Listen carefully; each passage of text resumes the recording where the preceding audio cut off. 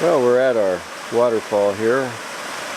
It's September 21st, 2008. There's quite a lot of water in there. And in fact, the big boulder out here is completely submerged.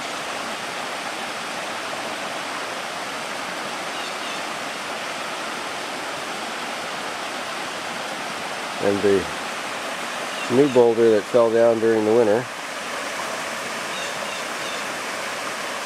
is still in place.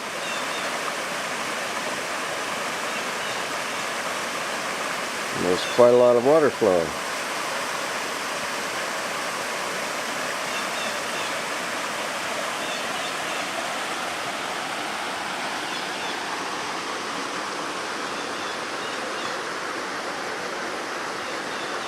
Tree that we thought was gone in the winter time is back. It apparently was just buried under the snow.